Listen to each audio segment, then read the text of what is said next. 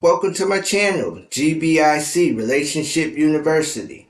This is our relationship problems channel where we find relationship solutions and get better together. Folks, let's get right into the topic.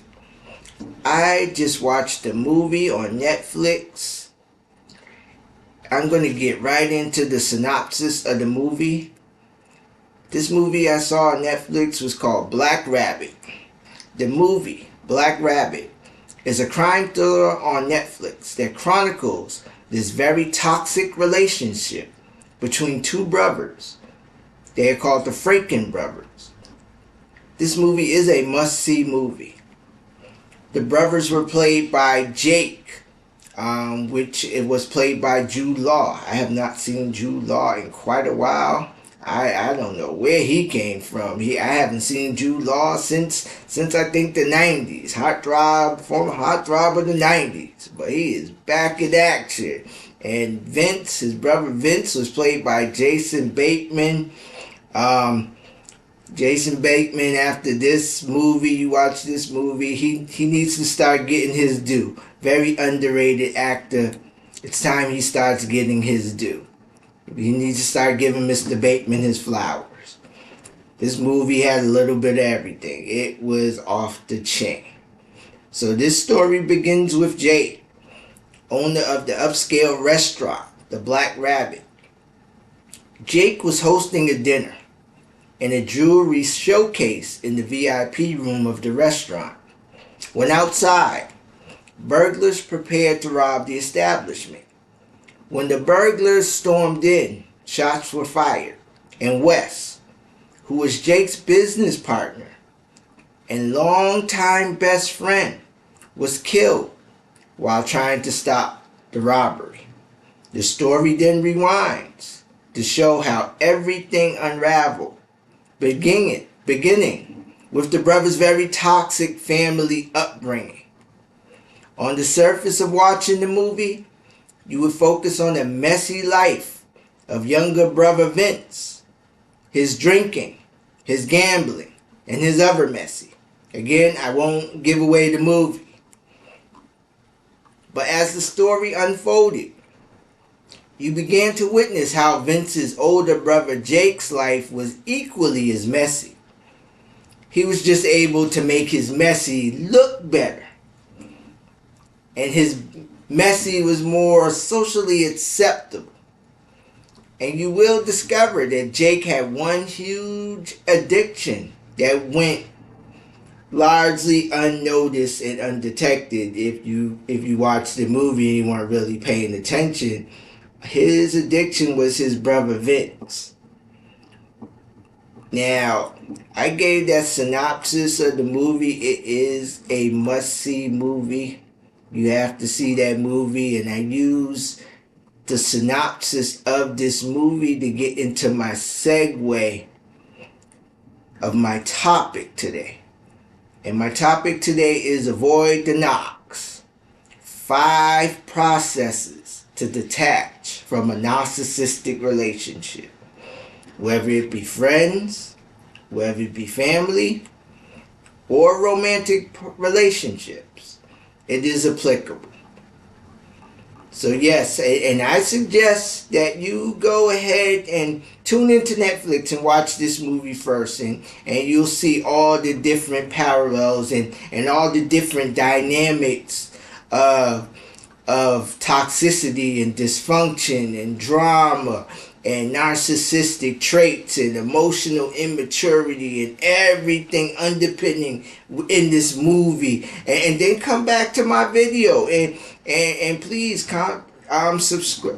please like, subscribe, hit me up in the comments. Let me know what you think, because this movie had all of the elements of family toxicity, obsessive and unhealthy ambition, addiction, caretaking, people-pleasing, codependency, family secrets, a big one, pride, ego, self-will, and of course, narcissism.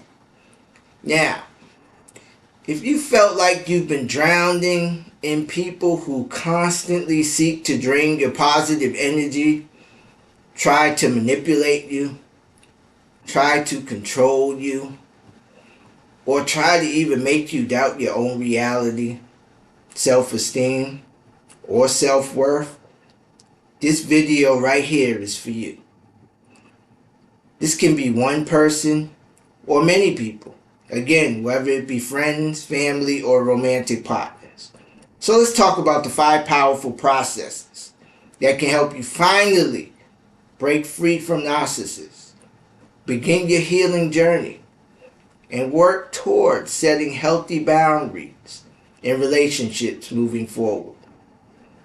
Process number 1. Accept that accountability or healthy closure won't come from a narcissist. You have to make peace with the fact that you'll never get a "I'm sorry" or a real explanation or a heartfelt amends from a narcissist. Narcissists thrive on control, not clarity. So instead of chasing accountability or closure from a narcissist, give it to yourself. Give it to you. Say to yourself, I deserve better. That's my self-accountability and my self-closure. That's all the closure that I need. This simple shift in perspective will provide you the self-encouragement, edification, and empowerment that you need to make your decision and follow up with the necessary action. You need to be your own cheerleader. Process 2. Go no contact, or as minimal contact as possible. This one is tough, but definitely critical. If you see that you cannot come to any healthy solutions or resolutions with a narcissist, how do you leave this type of toxic bond? Well, you limit your interactions, or if necessary, cut off all communication altogether where you can and when you can. This may mean blocking them from all calls and all social media. Also, this may mean resisting the urge to call them or text them just to see how they're doing. Of course, if you have to stay in touch with them because of kids or other business affairs, just keep it short. Keep it emotionless, emotion-free, as if you're emailing a coworker. The less access that they have to your day-to-day business affairs and your emotions, the weaker their hold becomes. Process 3. Reconnect with your own identity. Get back in touch with self.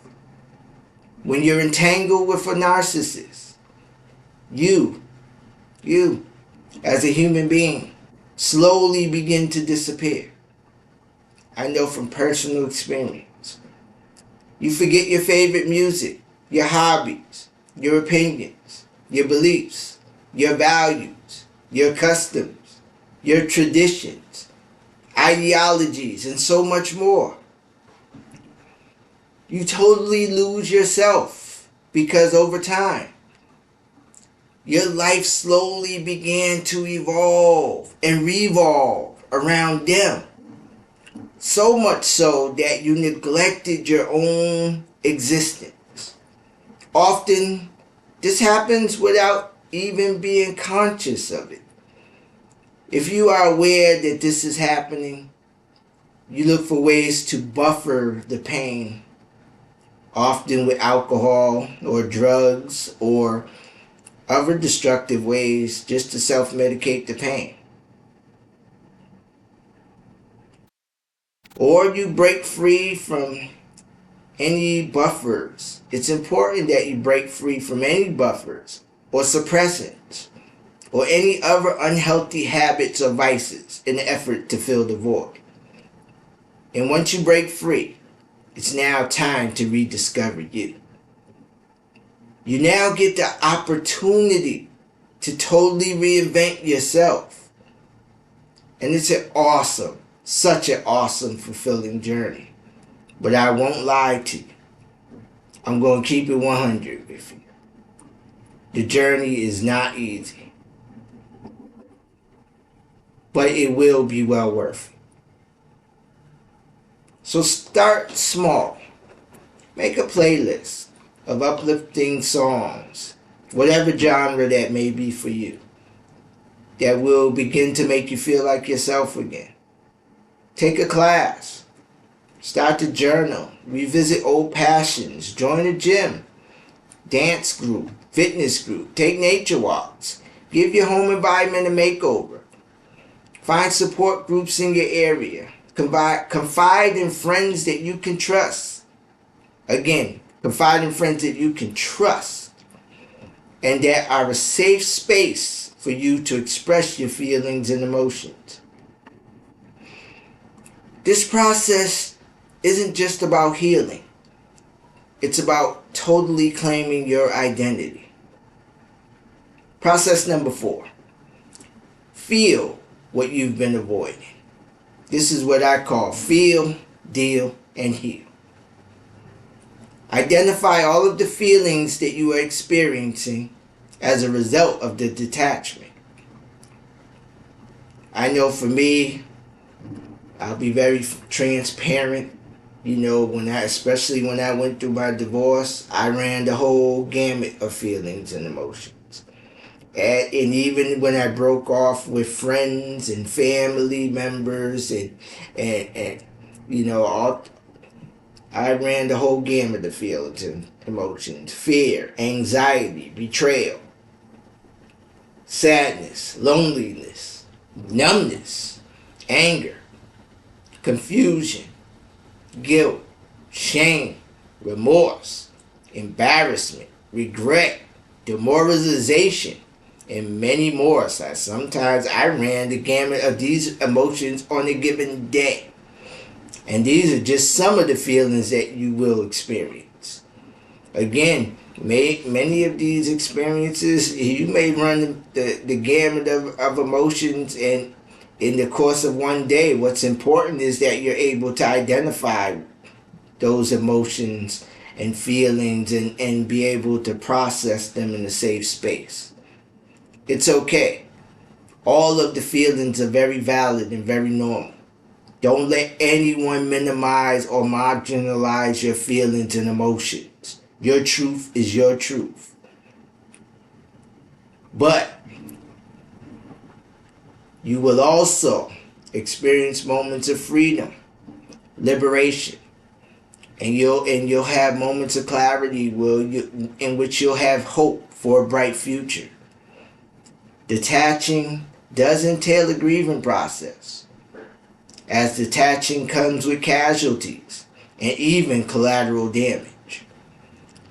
Loss of relationships are just that, losses. But it isn't just about moving on like nothing ever happened. It's about processing what actually happened and learning from the experience in the hopes of not having to live the experience in the next relationship. So give yourself permission to cry, grieve, or even express anger in a safe space. Your feelings and emotions are totally valid. They're proof that you are a human being. And you will soon overcome the loss, learn from the experience, and become a better person as a result. And you will see that you have grown as a result of the new healthy relationships that you have newly cultivated. Process number 5. Build a support system that can see you clearly and know what healthy traits to look for when forging relationships and moving forward. Because isolation is how narcissists keep control of you. So, after you have detached from narcissists, You've taken your inventory and have taken accountability for the role that you played, because we also have played a role in our unhealthy relationships. You made sure you cleared the mental and emotional clutter, and you reinvented yourself as a result of going through the growing pains. You are now able to make room for new and healthy relationships. So, folks, surround yourself with emotionally mature people who affirm you for your healing and celebrate you for your growth. This might mean connecting with therapy, support groups, or even online communities of like-minded people who have gone through and overcome the same struggles. The formula will look different for everyone. It is not cookie cutter. But one thing is that you can't do it alone. Find your healthy tribe. You are stronger than you think, and your peace is worth protecting. One thing that's clear, folks, I know for me, I got more years behind me than ahead of me. My peace is the most important commodity going in my life today. So I know you can no longer enable bad behavior. We can no longer appease people or walk on eggshells for unhealthy people. Those who recognize your value and worth will be there for you. And those who don't simply won't. Those who prioritize you will be there to support you. Because relationships demand two people, bringing holistic wholeness to the relationship. The healthy dynamics, which entail respect, trust, consideration, empathy, sympathy, compassion, emotional safety, compromise, concession. The biggie, equality. Do both parties have a voice? Or is the relationship an endless power struggle, a competition, a relationship, a battleship instead of a relationship? Self-regulation and management, fears, doubts, insecurities. We all have them. I know I do. But each person is responsible for managing their own fears, doubts, and insecurities and inadequacies. We all have them. But it's our responsibility not to project them on the other person, and to have the other person constantly seeking to de-escalate our fears, doubts, and insecurities. That is toxic codependency. Maximum effort. We will no longer accept breadcrumbing or the bare minimum effort. Humility. Does the party have the ability to take accountability for their mistakes and transgressions? Can that person say, I'm sorry when they're wrong? And further, can they demonstrate and execute a demonstrated change in behavior? Narcissists are by nature emotionally immature. They will always find a way to blame their toxic behavior on you. They will always find a way to misunderstand you. It is their job. And they will sure as hell stay on their job. So, when the pain of staying the same outweighs the pain of detaching from a toxic relationship, we will surely let go. And we will change, grow, and evolve as a result. It is not about trying to change the NARCS. It's about changing us. In the effort not to bring the same toxic dynamics to the next relationship. Because we have to go inside and evaluate the part that we played in the toxic dynamics. Once you detach, get ready, because the Narcs will call you cold. They will call you selfish. They will call you a meanie. You're a meanie. You're being mean. Why? Because you're choosing you. You're operating in your own self-preservation to get away from them, to protect yourself, so they're going to call you a meanie. They will get confrontational. They will do everything to get you in the ring in an effort to bait you in an argument. Do not engage. I repeat, do not engage. I had to learn this lesson finally after many years of bumping my head. But I finally understood the assignment. It is the classic manipulation tactic to turn the tables around in an effort to shift the entire narrative around, to make them look like the victim. I fell for this every time back in the day. I got it now. You cannot get your point across with someone who is determined not to hear you. I get it now. Wave the white flag. Just wave the white flag. I wish I had my white flag. I'll bring it on my next video. Wave the white flag. You are surrendering. You're surrendering to win. You are not surrendering to lose. Matter of fact, one moment.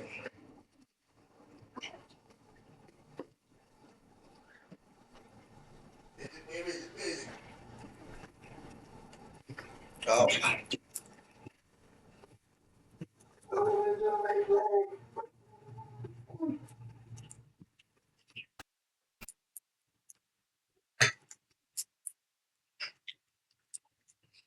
I decided to come out of the video just to get my white flag. Wave the white flag. You are not surrendering to lose. I was taught all of my life, cowboys and Indians, cops and robbers, and you name it. I was taught that this white flag meant you lost. No, you are surrendering to win. You are protecting your peace, your serenity, your tranquility. You are protecting you. Surrender to win. Just walk away. Narcs will do anything to invalidate your feelings towards trying to establish healthy boundaries. Narcs will be dismissive of your feelings and emotions, calling you sensitive or being too intense. They will be critical of your choices. They will, fortunately and unfortunately, also have to admit we have to admit our own fragility. Because again, we played a part in unhealthy dynamics. Guess what, folks? There are people who benefited from our brokenness. There are people who benefited from us being damaged. There are people who benefited from our fragility. Healthy relationships thrive when both parties are fully present, engaged, valued, supported, and are a safe space for each other's vulnerabilities. Remember, detaching from a narcissist isn't a one-day event. It is a daily, ongoing process. But every time you choose peace over chaos, you will take your power back. If this video spoke to you, drop me a comment. Let me know where you are in your healing journey. And don't forget to like, subscribe, share this with someone who needs it. Hit me up. Boundaries are not walls. They are clarifications of your truth. Setting boundaries with people, places, and things are simply letting people know that you are the most important person. In closing, you should never have to wonder if a person is really into you, whether it be family, friends, or a romantic partner. Love is an action word. How is this person demonstrating love? Every single damn day. Every day. True relationships withstand healthy boundaries and healthy expectations. Say yes to the most important person. The most important person, my friend, is you. Continue being the best version of yourself today, and then getting even better tomorrow. Like, share, and subscribe. Leave a comment. Thank you so much for watching. Be blessed.